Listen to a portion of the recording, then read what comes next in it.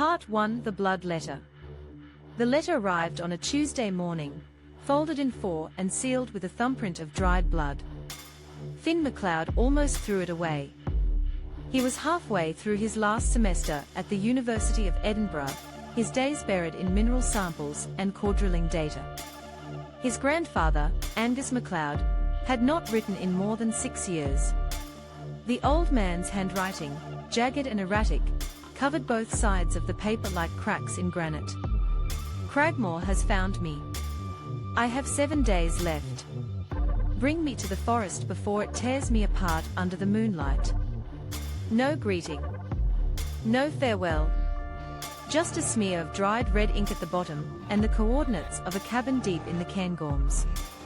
Finn stared at the page for a long time, telling himself it was a prank. Angus MacLeod, the Highlander, the legendary hunter of Braemar, had been losing his mind for years, the doctors said.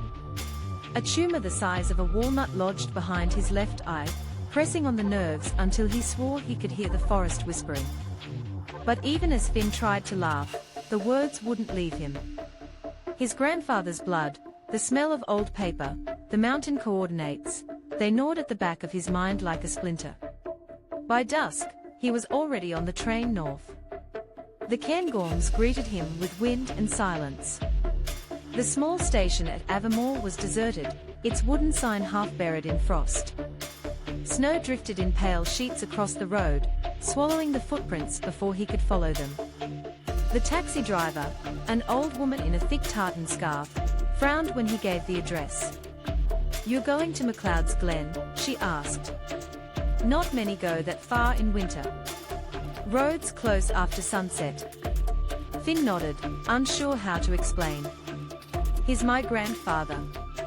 The woman's expression softened, then darkened again. "I remember him. The Highlander. Used to hunt things no one else would name. Wolves, or what he said were wolves." She hesitated. "They said he saw something in the blizzard of '68. Came back with frostbite and white in his hair. Never was the same." When Finn asked what he'd seen, she only crossed herself and whispered, "Ask the stones." The road ended at dusk. From there, Finn walked 3 miles along a half-buried track, the wind clawing at his coat. The forest loomed black on either side, pine trunks rising like cathedral pillars, the snow muffling every sound. When he finally reached the cabin, its roof was half collapsed under the weight of frost. The door hung crookedly on one hinge, creaking in the wind. Inside, the air smelled of smoke and iron. Angus MacLeod sat by the hearth, sharpening a hunting knife the length of his forearm. He looked ancient, his face a map of weathered scars, eyes pale as river ice. The left one was grey, the colour of stone. "Took you long enough," he rasped. "I thought the blood would have dried before you came." "Grandad," Finn whispered. "What is this? What's Cragmaw?" Angus didn't answer. He just nodded to the wall behind him. Pinned there with a hunting knife was a map of the Cairngorms, old, yellowed, and covered in black scratches. Circles and runes marked the mountains, each drawn in what looked disturbingly like blood. Next to it, several Polaroids were taped to the wood, blurred, grainy photos of the forest at night. In one of them, something tall and dark stood at the tree line, its eyes glinting red from the flash. "I took that in 1968, Angus muttered. "The night I stopped being human." Finn forced a laugh. "You're sick. You need a hospital." "I'm dying," Angus said calmly. "That's not the same thing. The tumour's eating what's left of me, but Cragmaw's been doing that for half a century. It waits for the moon to finish what it started." He lifted the knife, and the firelight danced on the silver blade. Etched along the steel were lines of runes, ancient and uneven. "I made this in '85, after your gran passed. Silver and cold iron. Won't kill it, but it'll make it remember pain." Finn stepped back. "You're scaring me." "Good," Angus said. "Fear keeps you alive." He sheathed the knife and poured 2 glasses of whiskey, the amber liquid trembling in the flicker of light. "To the last hunt," he said. "Starts tomorrow. 7 days before the moon turns red. You're coming with me." Finn opened his mouth to protest, but something in the old man's eyes silenced him. It wasn't madness, or at least, not just madness. It was conviction, carved deep as the runes on the blade. Outside, the wind rose, rattling the shutters. Somewhere in the distance, something heavy moved through the snow. That night, Finn lay awake on the floor beside the fire. The cabin walls creaked under the pressure of the storm. He could hear Angus muttering in his sleep, words that didn't sound like English. At one point, he thought he saw light flickering through the cracks of the window shutters, pale and shifting, like moonlight filtering through water. But when he opened the window, there was nothing. Just snow and the faint impression of footprints leading into the trees. He tried to convince himself they were his own. Morning came grey and brittle. Angus was already outside, loading the rifle. His movements were slow, deliberate, but his eyes burned with purpose. He handed Finn a small piece of tanned hide marked with the same runes as the knife. "Keep this close," he said.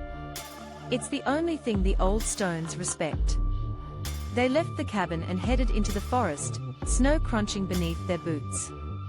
The air was so cold it sliced through breath. The landscape was endless white, broken only by the black spines of pine and the jagged shadow of the mountain ridge ahead. "Why me?" Finn asked after a while. Angus smiled thinly. "Because you've got my blood. And the curse don't stop till it runs dry." By sunset, they reached the mouth of a ravine known as Lyric Grew, a corridor of stone and ice stretching like a scar through the mountains. "This is where it started," Angus said quietly. "Winter of '68. I was tracking a lynx that had been killing sheep near Braemar. Thought it was just another beast. But when I found its den, there were bones, human bones, carved with runes like these." He tapped his temple. "I've seen it since. Always in the snow. Always under the moon." Finn stared at him, unsure whether to pity or fear him. "What is Cragmaw, really?" he asked. Angus gazed toward the horizon, where the sun sank behind the peaks. "It's what happens when stone remembers blood." That night, they camped beneath a stand of ancient pines. The fire sputtered in the wind, sparks vanishing into the blizzard dark.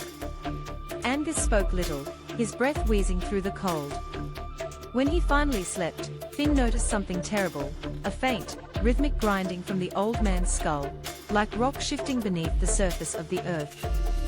Finn turned away, clutching the rune hide, whispering to himself that it was the tumor. That there was no curse, no monster.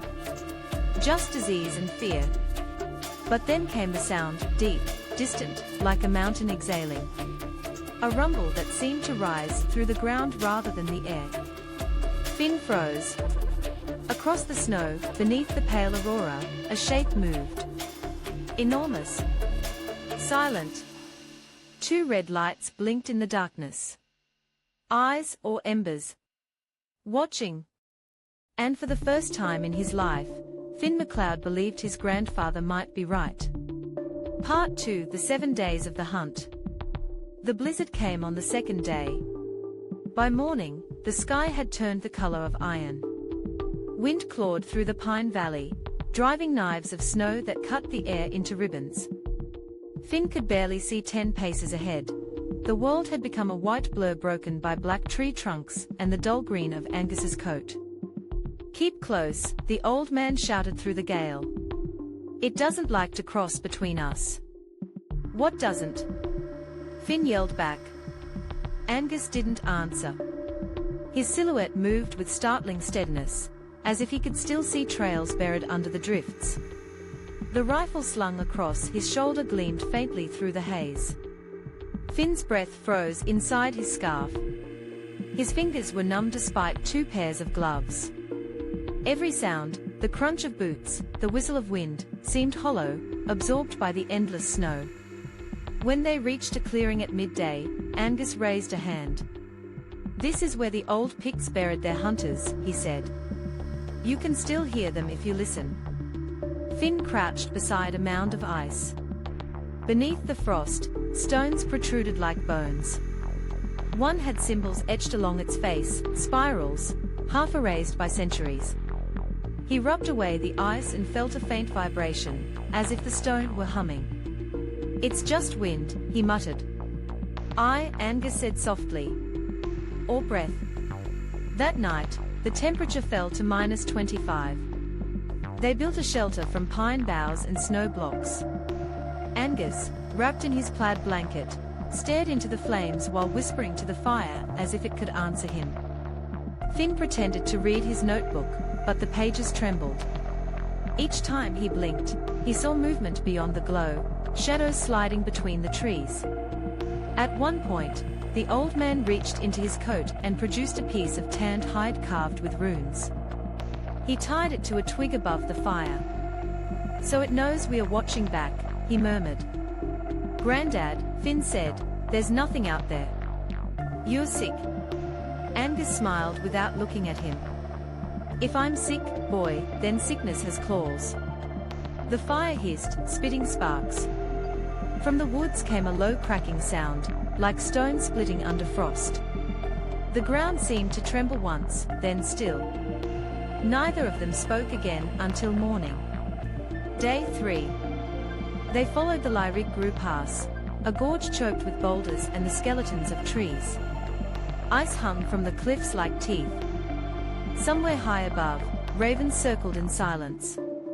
Angus began to cough blood. The stain spread dark on the snow, steaming in the cold. Finn tried to stop him, but the old man only wiped his mouth and kept walking.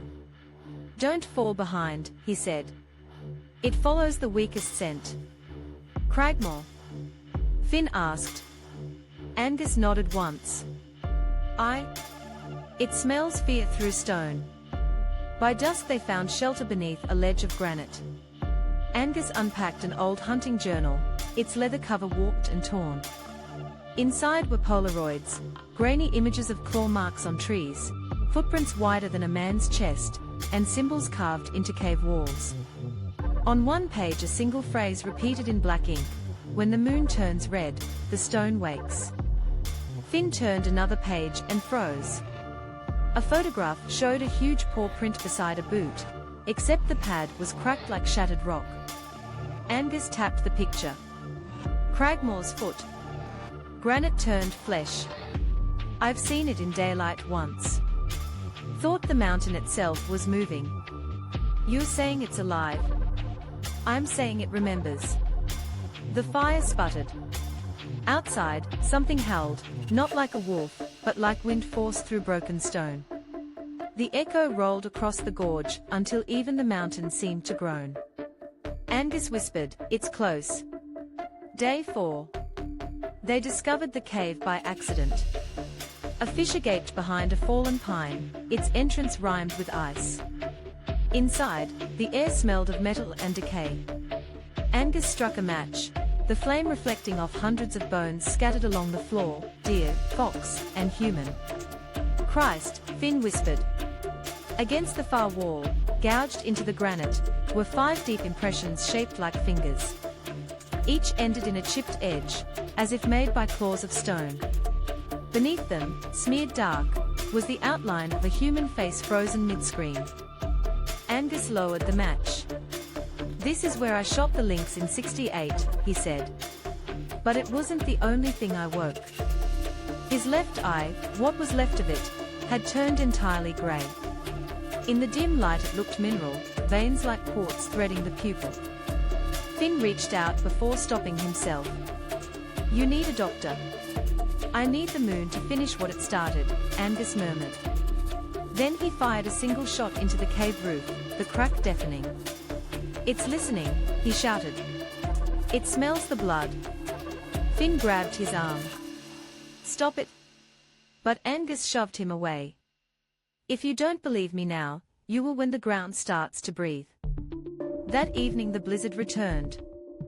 Finn tied ropes around both of them to keep from losing each other in the whiteoat. The world shrank to the width of the rope, just two shadows moving through nothingness. Every few minutes Angus stopped, tilting his head, as though hearing something beneath the wind. Once he said quietly, "It's beneath our feet. The mountain's hollow." Finn heard nothing but the storm and the hammer of his pulse. When they finally made camp in a stand of pines, Finn collapsed beside the fire and dreamed he was underground. He could feel the cold weight of stone pressing against his chest, and beneath it, a heartbeat that wasn't his own. He woke to silence. Angus was gone. Day 5. Tracks led away from the camp, boot prints interspersed with enormous, three-toed impressions that split the snow like shattered marble. Finn followed them until the light dimmed to blue. He found Angus kneeling at the edge of a frozen lock, the rifle across his lap. In the glassy surface, the reflection of the moon shimmered faintly behind the clouds. "It's here," the old man said without turning. "Cragmaw's den lies under this ice. I hear it moving when I sleep." "You need rest," Finn said. Angus laughed hoarsely. "Rest is for the UN cursed." He pointed to the opposite bank. Something huge had brushed past the reeds, an animal track wider than a tire, each print cracked like stone slabs. Finn's stomach dropped. "That's not possible." "Everything's possible when the earth forgets its own weight," Angus said. "Come nightfall, the blood moon rises. Then you'll see what I've seen." The clouds rolled across the sky, heavy and bruised. Somewhere in the distance, thunder, or something deeper, rumbled beneath the peaks. Day 6, Blood Moon Eve. The storm cleared. The air was glass still, the stars sharp as nails. A faint red halo bled around the moon's edge. They camped near a cluster of standing stones older than memory. Each was carved with spiral runes identical to those on Angus's knife. He touched one reverently. The Picts called this place Clatch Na Fail, the stone of breath. When the moon turns, it opens. Finn swallowed hard. Opens what? Whatever's buried inside the mountain. Angus gave him a bone necklace strung with tiny runic carvings. "If I change," he said, "shoot me in the heart." Finn recoiled. "What do you mean, change?" But the old man only smiled, teeth gleaming in the red glow. "Cragmaw doesn't just hunt. It inherits." That night, the wind stopped completely. Not a single tree moved. Even the snowflakes seemed to hang in midair. Finn awoke to a sound like stone being ground together. The fire had died, moonlight spilled across the clearing, red and wet-looking. Angus was standing in it, arms outstretched, head tilted back. His skin gleamed with frost. His left eye blazed silver-grey. "Grandad," Finn whispered.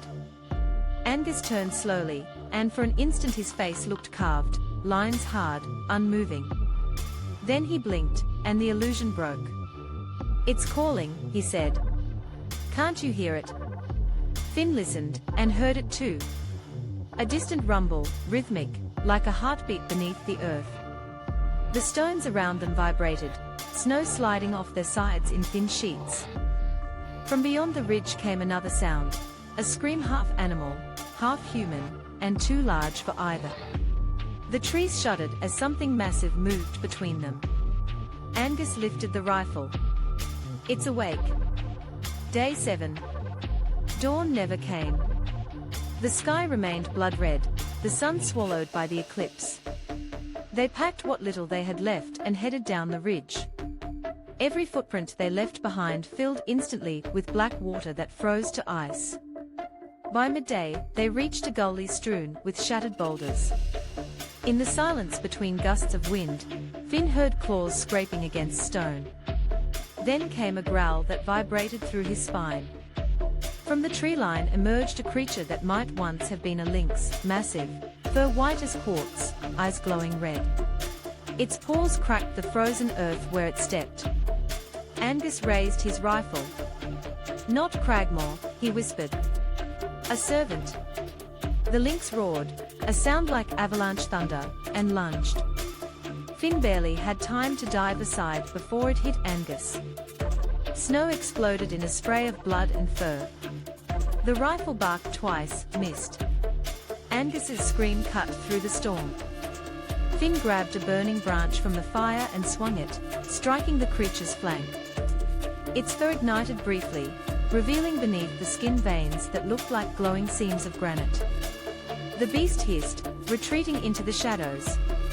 Angus lay in the snow, shoulder torn open, breath ragged. Finish it, he rasped, pressing the rifle into Finn's hands. Before the real one comes. From somewhere deep in the mountains, the ground groaned. Cracks raced through the ice, light glowing within them like magma. The moon, now fully red, hung directly above. Finn aimed into the darkness, but what moved there was larger than any animal. Two burning eyes opened in the void, and the snow began to fall upward. Angus whispered, Cragmaw. Part 3: The Blood Moon. The mountains were bleeding light. Every ridge glowed crimson under the lunar eclipse, the snow glistening, as if soaked in wine. Wind died, the world held its breath. Even the trees seemed to lean inward, their black crowns bowing toward the valley. Finn crouched beside his grandfather, pressing one hand over the torn wound on Angus's shoulder. The old man's breath steamed in short, violent bursts. It's not done yet, Angus gasped. The stones waking. Beneath them the ground throbbed like a pulse. Fishes spiderwebbed through the ice, glowing from within, veins of dull orange light that beat in time with the old man's heart. Hold still. Finn shouted, trying to wrap his scarf around the wound. Angus seized his wrist with surprising strength. Listen. At first, Finn heard only the wind returning. Then another sound crept through it, a slow, grinding roar, like boulders shifting deep underground. The cracks widened, fragments of granite floated upward, suspended as if gravity had forgotten its work. From the heart of the gorge rose something vast. The awakening. It came on hands and knees, though its limbs were not flesh, but slabs of living stone fused with sinew. The creature's surface glowed from within, every movement shedding sparks. Its head brushed the pine crowns, its eyes molten red. Steam rolled from its mouth with every breath. Finn stumbled backward, hauling Angus with him. The rifle hung from his shoulder, absurdly small. Cragmaw, Angus whispered. The mountain's ghost. The thing turned its face toward them. In the shifting light, Finn saw shapes moving inside its body, trapped skeletons, frozen mid-scream within the translucent stone. Each shift of muscle made bones grind faintly, like teeth. It stepped forward. The ground shuddered. Snow flew in geysers around its feet, each footprint fracturing into smaller cracks that glowed bright, and then cooled to black glass. Finn raised the rifle. What do I do? Shoot it through the heart, Angus said. If it has one. The first shot ricocheted, sparking off the creature's chest. The second struck an arm, carving a shallow crater that immediately closed again, with the sound of grinding rock. The monster bellowed, a sound so low it rattled Finn's ribs. He dropped the rifle and covered his ears, blood streaming from his nose. Angus forced himself upright, face pale beneath frost. It wants me, not you, he said. I called it once. It never forgets the caller. He loaded the last silver cartridge, and pushed the gun into Finn's hands. If I change, don't hesitate. The transformation. The moon flared overhead, turning the snowfield into a sea of blood-red light. Angus convulsed, clutching his head. The grey of his left eye spread across his skin, veins darkening, skin cracking along his jawline. Grandad. Go? Angus shouted, voice breaking into a growl. It's taking me back. He staggered toward the beast, laughing through the pain. You've waited 50 years, you bastard. Come finish it. Cragmaw crouched, its hands, each finger a column of granite, digging into the snow. For a heartbeat the two figures mirrored each other, the dying hunter and the ancient thing he had feared his whole life. Then the creature lunged. Finn screamed as Angus fired. The silver round struck the lynx that had crept behind them, the mutated beast that had circled back for the kill. The bullet hit its chest, detonating in a burst of white flame. The animal shrieked, collapsing in a shower of ash and bone. Cragmaw roared in answer, a noise like mountains collapsing. Angus turned the rifle toward his own head. End the bloodline, he cried. The trigger clicked. No shot, just the hollow echo of a misfire. Finn froze. He remembered the night he'd replaced the live rounds with rubber to stop his grandfather from harming himself. Angus laughed, wild and broken. Good lad, he said. Then run. He hurled the rifle aside, drew the silver knife, and charged. The last hunt. For a second, Finn thought the old man might actually bring the creature down. Angus leapt onto a boulder, slashing at its face, each strike leaving a faint molten scar. The monster bellowed, sweeping one massive arm. Angus flew backward, landing hard in the snow. Finn rushed to him, but the old man pushed him away. Take it, he said, pressing something into Finn's palm, a shard of bone carved with runes. The map. The curse. Don't lose it. Grandad. Go. Cragmaw loomed over them, casting a red shadow that swallowed the firelight. Its chest opened with a cracking sound, revealing a cavern of glowing stone within, a hollow heart beating slowly like magma. Finn looked down at the rune bone. The symbols pulsed faintly, matching the creature's rhythm. For the first time, he felt the thrum inside his own chest answer it. He understood then what Angus meant, inheritance. The mountain's memory was blood. The breaking of the curse. He stumbled to the standing stones. Each rune glowed brighter under the eclipse, forming a circle of red light. Finn pressed the bone shard into the central slab. A deep hum filled the air. The stones vibrated, shaking loose avalanches of snow from nearby cliffs. Light erupted upward, a column piercing the clouds. Cragmaw howled, turning toward him. Come on, you bastard. Finn shouted. Take me instead. The creature charged, each stride cracking the ground. Finn stood his ground as its shadow swallowed him whole. At the last instant, Angus rose behind it. The old man, broken and bleeding, lifted the silver knife with both hands and drove it into the fissure at the creature's spine. The sound was like a church bell exploding. Cragmaw screamed, the mountain itself screaming, as fractures split its body from within. Light poured out in rivers of molten silver. Angus was caught in the blaze. He met Finn's eyes one last time and smiled. Stone forgets, he whispered, before the light consumed him. The world vanished. Aftermath. When Finn awoke, he was lying half buried in snow. The storm had returned, smothering the red moon. Where the standing stones had been was only a crater of black glass. Angus's body was gone. The rifle lay bent beside him, the barrel melted. In his coat pocket, the rune bone still pulsed faintly with warmth. When he touched it, he heard, faint but certain, the sound of breathing beneath the earth. He walked for 18 hours through the storm, guided by the aurora's pale shimmer. At dawn he stumbled onto the road near Avermore, where rescuers found him half frozen, babbling about stone that dreams. They found no trace of Angus.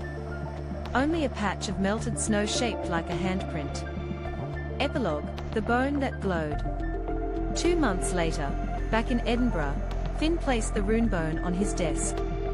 Under normal light it looked dead, just a weathered fragment, smooth from age. But when moonlight touched it, veins of silver spread through the surface like frost. He could almost hear his grandfather's voice in the hum it made, "Fear keeps you alive." Every blood moon since, A postcard arrives at his flat. No return address. Each one bears the same words written in rough, grey ink. Cragmaw still hunts. The last card came with a photograph, an aerial shot of the Cairngorms at night. At the centre of the valley, faint but visible, glowed a ring of red light, the outline of the stones reborn. Finn keeps the photo in a drawer, face down. But some nights, when the wind carries the smell of granite dust, he swears he can hear the mountains breathing again.